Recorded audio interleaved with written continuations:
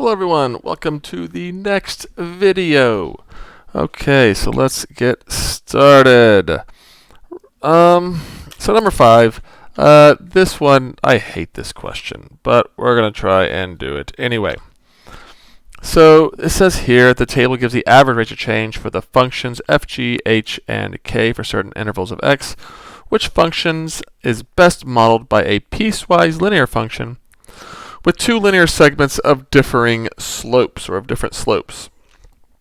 So linear functions, their second difference, or their change in, so these are all first differences, their change in should be constant, or pretty close to constant if it's some kind of real-life phenomenon that we are measuring.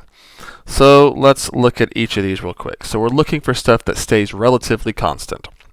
So here I go 2.1 to 2 to 2.1 to 2.2, 2.1. So this says relatively constant the entire time. This has a slope of roughly 2 the entire time, or roughly 2.1 the entire time. So this was probably just one linear function, not two linear functions. So probably not f. G starts off with a slope of 2.1 and then goes to 3.2 and then 4.2, then 5, then 6. Oh, this is constantly increasing. So a constantly increasing slope would be probably quadratic, or, maybe different parts of cubics, just something not linear, not a straight line. It's going to have concavity. H, so this is 2 these are all around 2, that's fine. These are all right, or 2.1, these are all right around 4 points. So this one could be it. Slope of 2-ish, slope of 4-ish, so maybe. And then here, 2, 3.2, these are all over the place, so probably not K. So it's probably going to be H. And I'm guessing this is real world data that doesn't fit perfectly, but it's roughly a constant here. It's roughly constant here. So two linear chunks of differing slopes. So the slope of 2, slope of 4. Okay, number 6. The ancient Pythagoreans studied figurate numbers, which are numbers that can be shown taking dots or spheres and arranging them into geometric shapes. For example, the square numbers, 1, 4, 9, 16, 25, etc. each. And each of these numbers of, the square numbers are this, and each of these numbers of dots can be arranged into a square.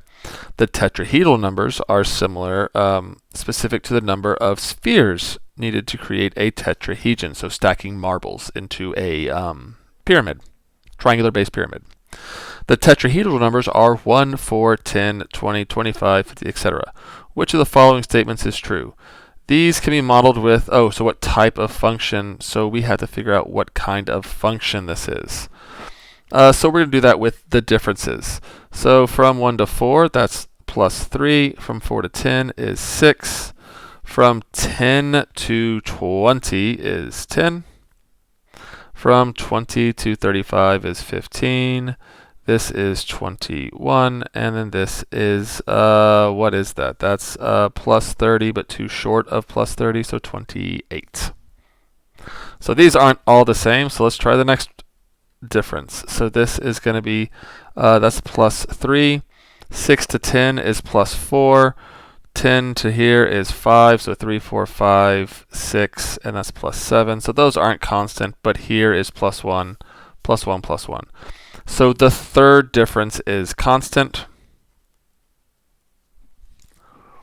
Third difference is constant, which means that it should be a third degree polynomial or a cubic.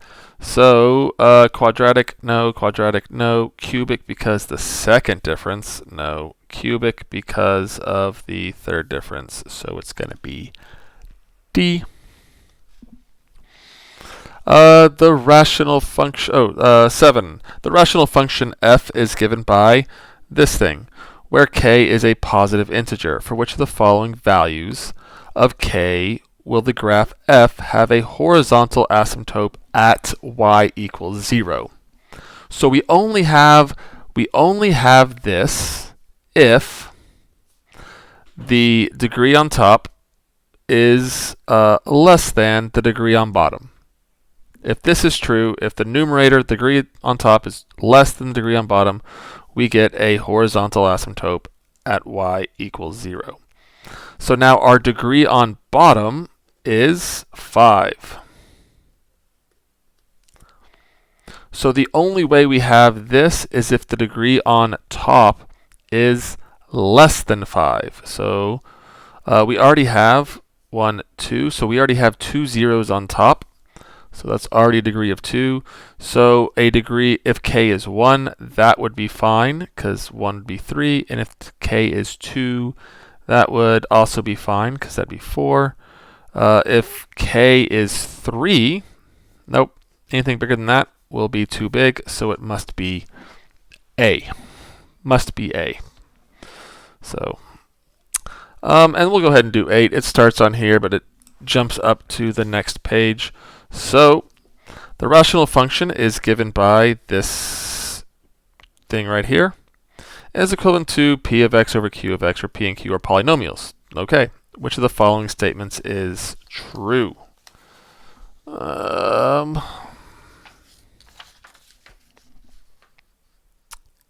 Okay, which of the following statements is true? The degree of p is less than the degree of q. Therefore, as x increases to infinity, so the degree of p, so the degree on top is 1, 2, 3. So the degree on top is 3. The degree, so this is all talking about degrees on top and bottom. So degree on top is 3, degree on bottom is 1, 2, 3. So since the degrees are equal, we should have a horizontal asymptote at leading coefficient over leading coefficient. The leading coefficient on top, so that's 2x times x times x. So the leading coefficient is going to be a 2, so 2 times 1 times 1. And the leading coefficient on bottom is 3 times 1 times 1. Or sorry, 3 times 2 times 1, so it's 6. So it should be at 1/3. We should have a horizontal asymptote at 1/3. So the degree on top here is, nope, the limit in behavior would not go to 0. In behavior would not go to infinity. In behavior would not go to 0. The in behavior should be going to 1/3, so it's got to be D. Okay, we got 2 more pages. We'll make it one more video. So I'm going to end this one, and I'll see you guys in the next video.